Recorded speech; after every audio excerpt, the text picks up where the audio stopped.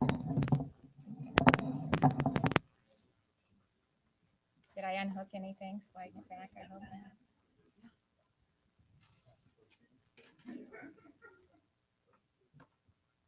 Ready? Okay. Well, good morning. Thank you all for joining us. Today, Governor Branstad is in Columbus, Ohio on an economic development trip. He will be attending the Trust Belt Conference to discuss the changing economy in the Midwest. And so it gives me a great pleasure this morning to kick off the seventh annual Yankee Doodle Drive Against Hunger. The Yankee Doodle Drive Against Hunger is a wonderful campaign that raises awareness and helps to collect much needed non perishable food items for the Food Bank of Iowa. Each day, Iowans are faced with the reality that 1 in 8 Iowans are food insecure. And in Iowa, 1 in 5 children do not have enough to eat. And over 300,000 Iowans live at or below the poverty level. So our goal with the drive is to collect 30,000 pounds of non-perishable food donations for the Food Bank of Iowa. And with your help and the help of our community partners who are with me today, the Bank of the West, Hy-Vee, Casey's, the Polk County Board of Supervisors, KCCI, and the Des Moines Symphony, we believe that we can make this happen. Beginning today, non-perishable donations can be dropped off at any metro area Bank of the West or Hy-Vee locations. And we certainly hope that Iowans will join us as we work to make a difference in our community. To show how much that means to the governor and I, we have also put in place a drop-off box right here at the Capitol. So we want to encourage all of you to drop off non-perishable food items, not only today at the governor's office, but over the next month. And we have some of ours right here. So we're going to be donating to that drop-off box as well. And I just want to, with that, say thank you for participating in this and joining in our effort to help fight hunger across the state of Iowa. And now it's my pleasure to bring Sophia to the podium to give you a few more details. Thank you, Lieutenant Governor Reynolds. My name is Sophia Ahmad, and I'm the Director of Marketing and PR with the Des Moines Symphony, Academy, and Orchestra. And on behalf of our music director, Joseph Junta, our musicians in the orchestra, our Symphony Academy faculty, our board of trustees, our foundation board of directors, and our staff, we're thrilled to help participate and organize the 7th annual Yankee Doodle Drive Against Hunger, a symphony of caring. The mission of the Des Moines Symphony Association is to enrich, educate, and entertain our community by providing and performing great orchestral music. This mission is what guides our organization and has enabled us to serve our community for the last 77 years. It's this mission that guides us and enables us to produce and perform the Des Moines Symphony Yankee Doodle Pops concert here on the grounds of the Iowa State Capitol. While it is the state's largest single-day concert event and a favorite patriotic musical evening for the estimated 100,000 people that attend this free concert each year, the concert and fireworks spectacular is richly enhanced by our participation in the Yankee Doodle Drive Against Hunger. We're pleased once again to designate a portion of our concert space to allow for a food drop-off location on Finkbehind during the concert event. And anyone who donates at least 2 non-perishable food items at the concert will receive a discount coupon for our 78th anniversary Masterworks concerts at our home at the Civic Center during the season. This is our way of letting the community know that we are indeed a symphony of caring. And now Jody Beller with Bank of the West. Hello, I'm Jody Beller with Bank of the West. On behalf of the bank, we would like to invite you to celebrate with the Des Moines Symphonies at their 22nd annual Yankee Doodle Pops event, which is Iowa's largest single concert event that will be held at the Iowa State Capitol grounds on Thursday, July 2nd. We believe in strengthening our communities through the investment of human and financial capital. And when it comes to Yankee Doodle Pops and collecting food and donations, we will help support the food bank. This is our 5th year that Bank of the West has donated $10,000 on the night of the event to the Food Bank of Iowa. This helps provide assistance to 400 partner agencies, including food pantries, soup kitchens, shelters, and youth and senior programs across 55 of the Iowa counties. These partner agencies serve 175,000 children, families, and seniors.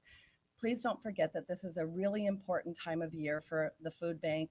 It's important because the schools are out of session, and those kids that would normally eat at school will not get that opportunity to eat at school. That's part of what our $10,000 contribution will help to support. We're thrilled to support our friends, neighbors, and even our own colleagues throughout this event. It's sincerely our pleasure to support the Yankee Doodle Pops and the food drive against hunger. And with that, I'll turn it over to Mike Richardson from the Casey's General Store. Good morning. Hello, everyone. My name is Mike Richardson. I'm with Casey's General Stores. And on behalf of the more than 30,000 employees, I would like to express how pleased we are to once again be a part of the Yankee Doodle Pops and Drive Against Hunger. Their efforts over the past several years has certainly helped to not only bring awareness to the hunger issue, but has also collected the much needed items to help those who are experiencing a difficult time in their lives. Casey's prides itself in being able to help those in need, and we are grateful for the opportunity to combine our passion for saluting the military and patriotism and to help raise awareness for the hunger issue. During the month of June, we will be placing information on all of our pizza boxes on how our customers can also participate and help the drive against hunger. We hope that with this and with all of the great companies and organizations that are here today, we'll be able to raise the more than 30,000 pounds of food that is our goal. Thank you again for allowing Casey's to be a part of this event today. And with that, I would like to turn the mic over to Brad Waller with Hy-Vee.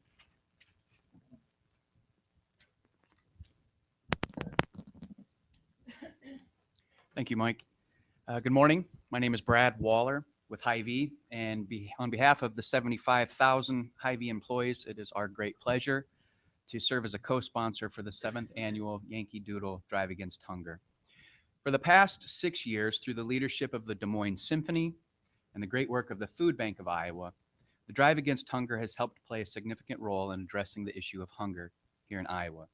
It is our privilege this year to again lend support to this cause.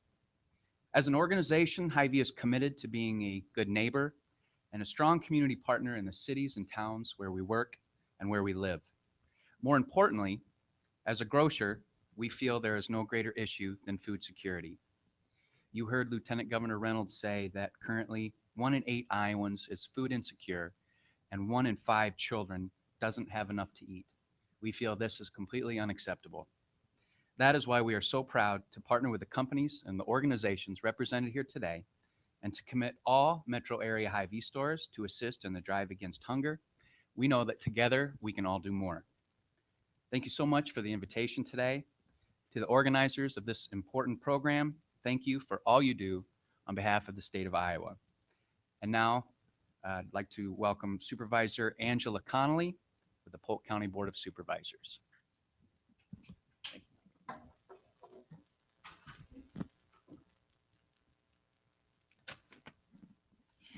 Thanks, Brad.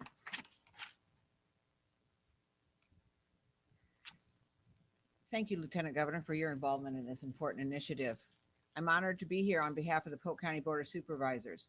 Living here in Iowa, the breadbasket of the United States, I'm still astonished every time I hear the fact that up to 1 in 5 people in Polk County go hungry. That is over 50,000 people. 20,000 of those individuals are children.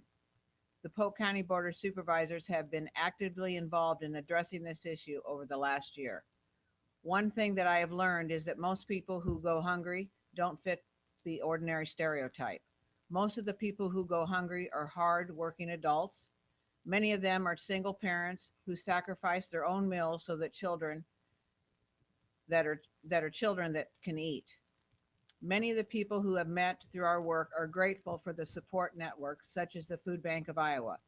They look forward to the day that when they can become self-sustaining and pay it forward to another family who is struggling. I'm asking you not only to donate food or money to the Yankee Doodle Pops Drive Against Hunger, but reach out and learn more about the issues like hunger that are very real in our community and learn more about what else you can do. The Polk County Board of Supervisors now thank you for your commitment to our community. And now I'd like to introduce Carrie Miller from the Food Bank of Iowa.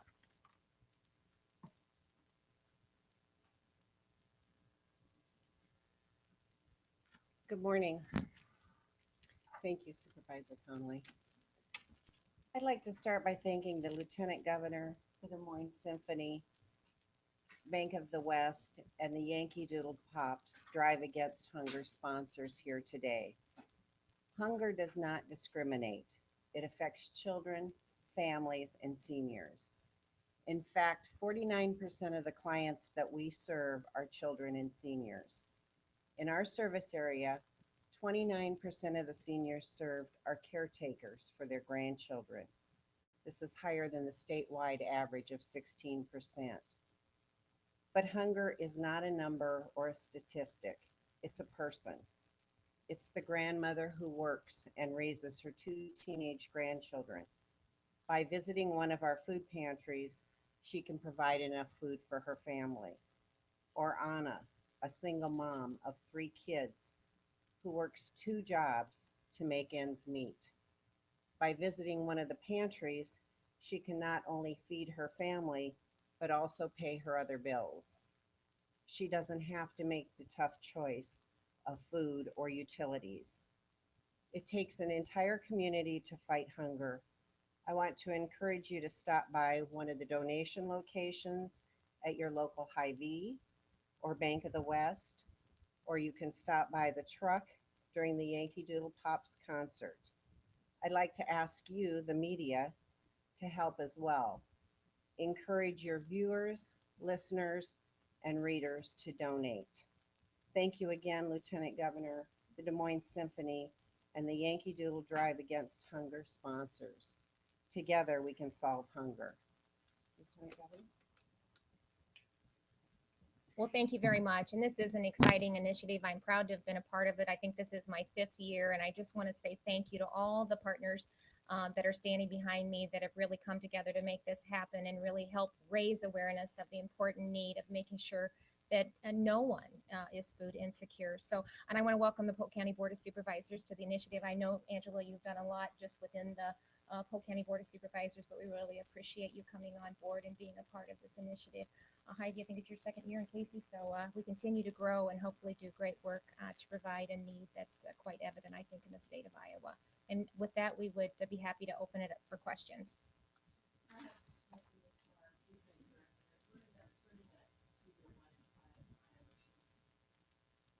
You want to step up to the podium? It was a national study conducted by Feeding America, and it's called Map the Meal Gap. And what it does is look at food insecurity, and it really takes that down county by county. So we have an idea of how many people we really need to make an effort to serve, and that information can be found on our website at foodbankiowa.org.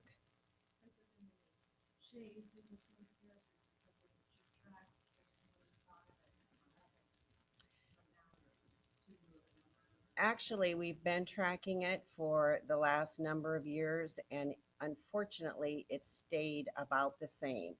So what we're seeing is that this just is a chronic issue.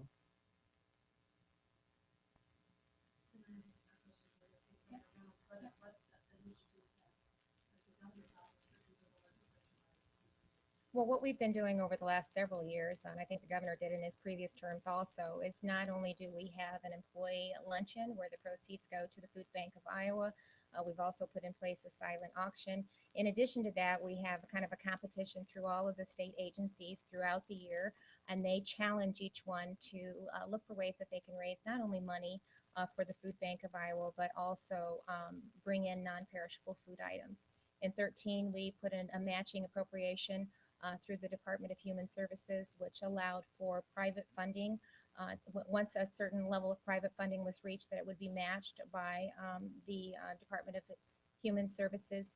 And we just think that it's important to continue to encourage the private sector to be involved in the initiative, because that provides more stable funding for the Food Bank of Iowa, and it's not really subject to the insecurities, the instability of the appropriation process through state government. So it's a public-private partnership, and on any way that we can continue to raise awareness and put in place initiatives to bring in not only dollars but non-perishable food items, we're doing that at the state level.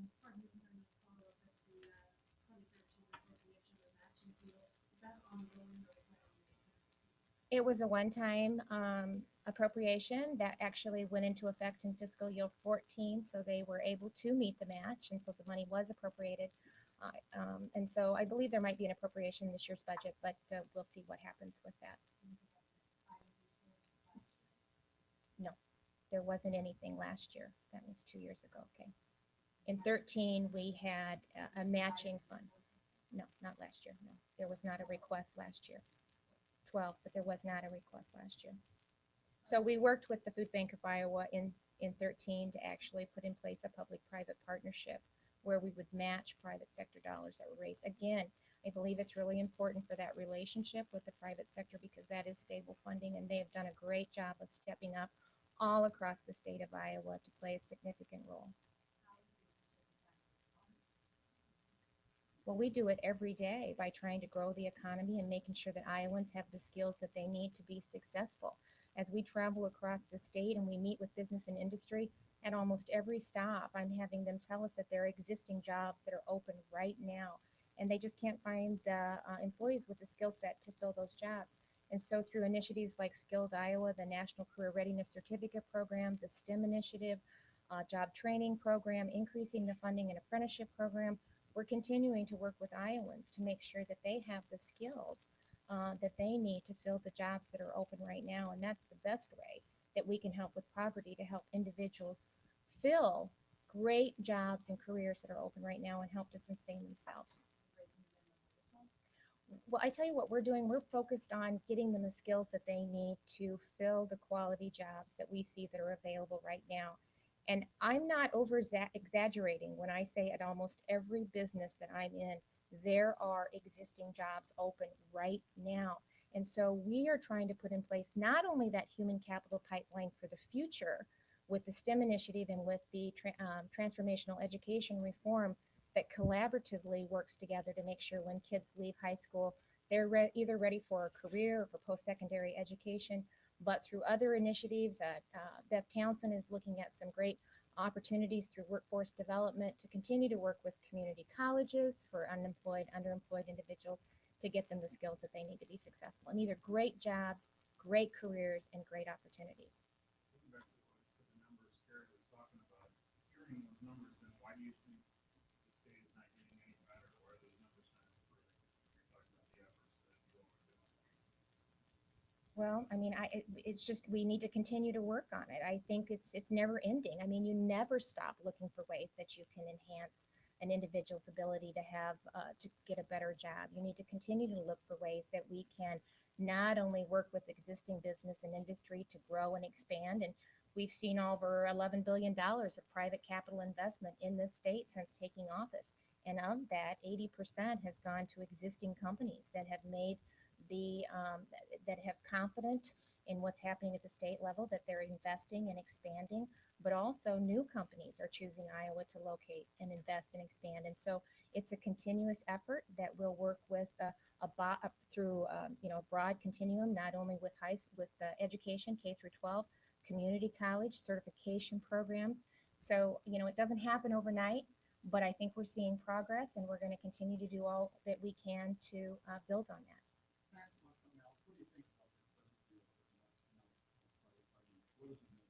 Well,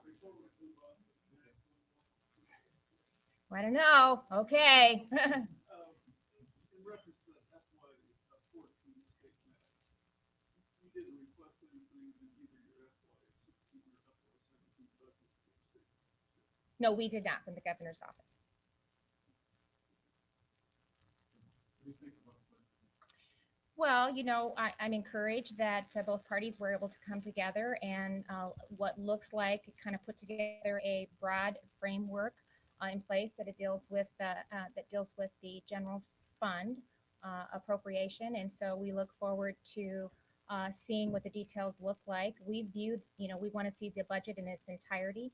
When the governor put the budget, released his budget on the second day of the legislative session, he put together a 2-year biennial budget that fit within a 5-year projected budget. And so we want to make sure when we sit down and look at the budget in its entirety, that it is sustainable and that it falls within that 5-year projection.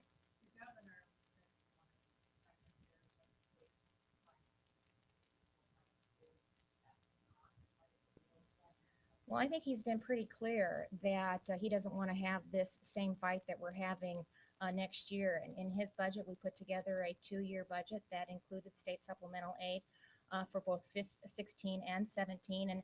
And I tell you what, the last thing that school districts need is more uncertainty. And we were able to deal with that and address that in the second day of the legislative session with our 2-year budget. And we believe that in order to provide certainty to school districts across the state and not continue the uncertainty that they're, experiencing right now, that it makes sense and that we need to have state supplemental aid for both 16 and 17. I think he's made it pretty clear that it's important for him that we provide certainty for school districts across the state, and the last thing that they need is more uncertainty. And by not putting in place a 2-year budget, then that continues that uncertainty that they're talking about right now. And why would we want to continue that to next year? Let's give them the stability that they need so they can put their budgets together. That's why we think it's important to do a 2-year budget, to provide the stability and predictability that not only school districts expect, but for business and industry across the state of Iowa.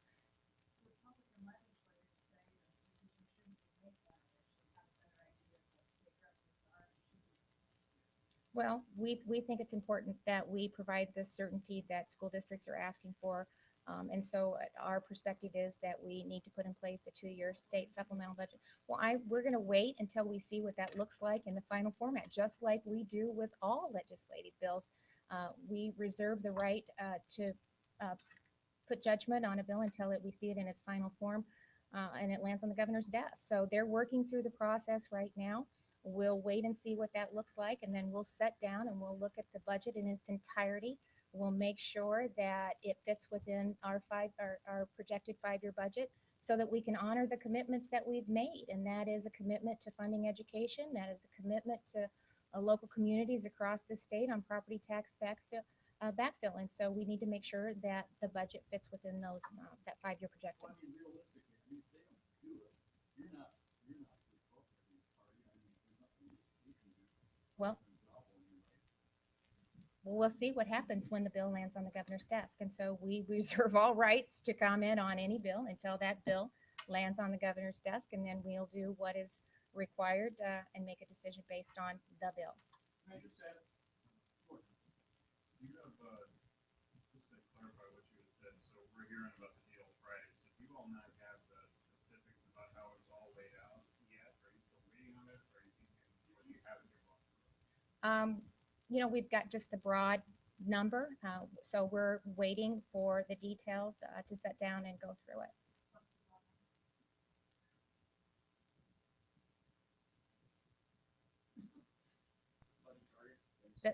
Oh, is that what you mean? Well, I mean, they're working on the overall general fund, and then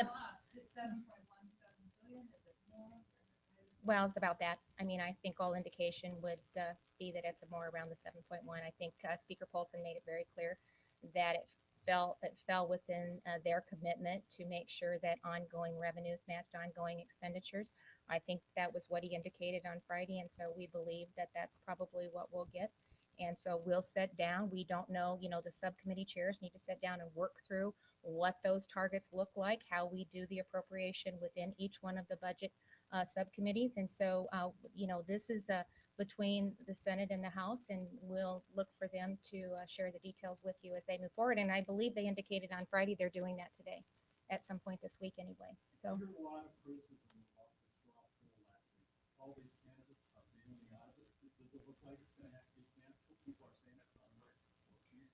Is there a real possibility it's going to have to be canceled? Well, that's a state party function, and there's a lot of great opportunities. I think a lot of great functions that you're going to see held throughout the summer. And we believe that it's an opportunity for candidates to get in front of a lot of interested caucus growers, a lot of interested Iowans to not only share their vision, but to hear firsthand from them issues that are important to them. And so we think that it's a great opportunity that they should take advantage of.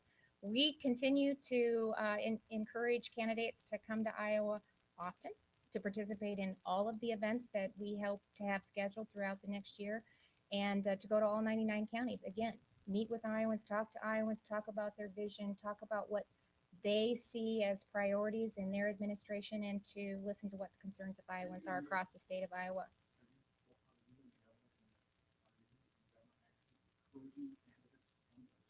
We are encouraging candidates to participate in all the activities that we're having throughout the state. So of course, we say it's a great opportunity for them to get in front of a lot of Iowans and to, talk about their vision, talk about their message, but most importantly, hear from Iowans. So we continue to encourage them to come to the state often.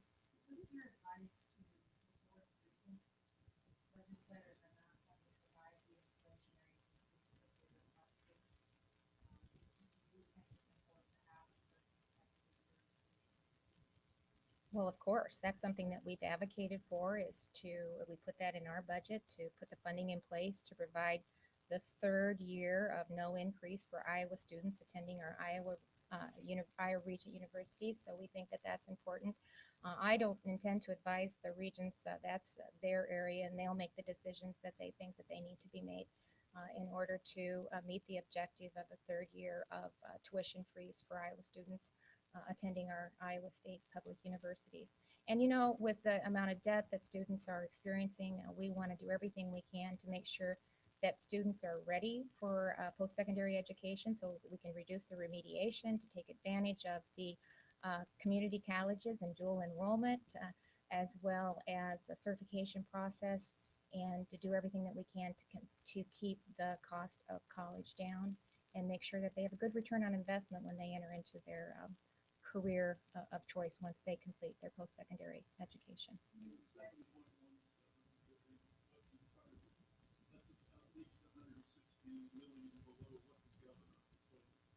You can look through and study all this stuff, but isn't it going to be difficult to rectify $160 million worth of spending you proposed? Well, it's a work in progress. We'll see what we get. We'll look at it in its entirety. Again, it's important for us that it's sustainable and that it fits within our 5-year projection, and that we can honor the commitments that have been made in the previous legislative session. So that's part of the process. We have to see what that looks like. We have to put it all together. We need to sit down, work with the Department of Management, take a look at the numbers, take a look at our priorities, and then we'll move forward.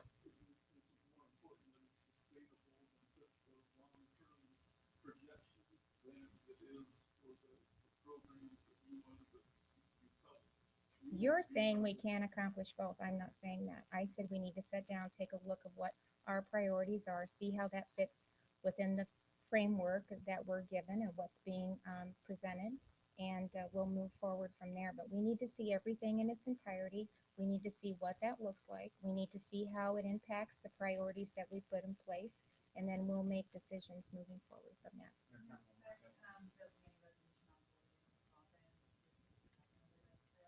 That is continues to be a top priority of this administration. We want to make sure that all students have the opportunity to learn in a safe environment, and it continues to be one of the top priorities.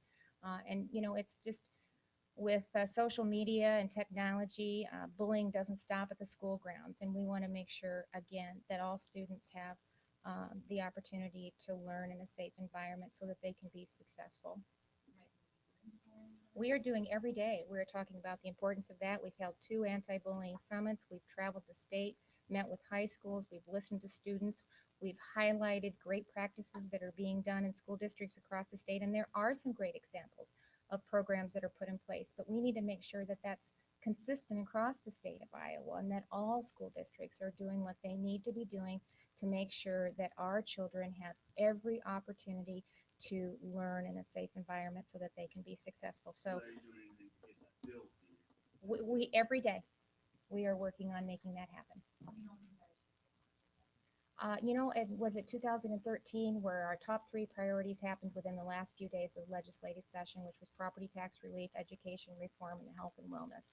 So the session is still going, and as long as the session's still going, we feel optimistic because it continues to be a priority of this administration. Thank you.